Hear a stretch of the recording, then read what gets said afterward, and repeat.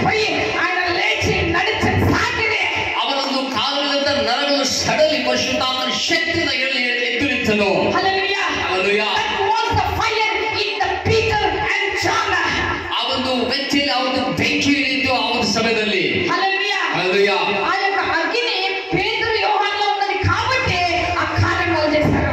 ಆ ಒಂದು ಬೆಂಕಿ ಆ ಒಂದು ಯೋಹಾನ ಮತ್ತು ಪೇತ್ರನ ಮಧ್ಯದಲ್ಲಿ ಇರುವುದರಿಂದ ಆ ಒಂದು ಕಾರ್ಯವನ್ನು ಅವರು ಮಾಡಿದರು. పరిశుద్ధాత్మ శక్తి మనం రిసీవ్ చేసుకుంటున్నాం. ಪರಿಶುದ್ಧಾತ್ಮ ಶಕ್ತಿ ನಾವು ಸ್ವೀಕಾರ ಮಾಡ್ತಾ ಇದ್ದೇವೆ. ఏం చేస్తున్నాం మనం? ನಾವು ಏನ್ ಮಾಡ್ತಾ ಇದ್ದೇವೆ? ఒకసారి మనల్ని మనం ఆలోచన చేసుకోవాలి.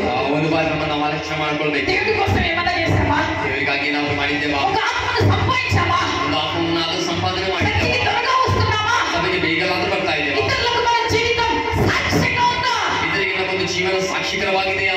ఆ యొక్క అగ్ని ఎప్పుడైతే మనలో ఉంటుందో, ಯಾವಾಗ ಒಂದು ಬೆಂಕಿ ನಮ್ಮಲ್ಲಿ ಇರುತ್ತದೋ you will never be the same again. ಅದೇ ವ್ಯಕ್ತಿಯಾಗಿ ಇರುವುದಿಲ್ಲ. హల్లెలూయా. Hallelujah. అగ్ని మనం పొందుకున్నట్లయితే ಆ ಒಂದು ಬೆಂಕಿಯನ್ನು ನಾವು ಪಡೆದುಕೊಳ್ಳುವಾಗ అనేకమైన అద్భుత కార్యాలు దేవుడు నీ జీవితంలో చేయబోతున్నాడు. ಅನೇಕವಾದ ಅದ್ಭುತ ಕಾರ್ಯಗಳು ನಿನ್ನ ಒಂದು ಜೀವಿತದಲ್ಲಿ ದೇವರು ಮಾಡಲಿಕ್ಕೆ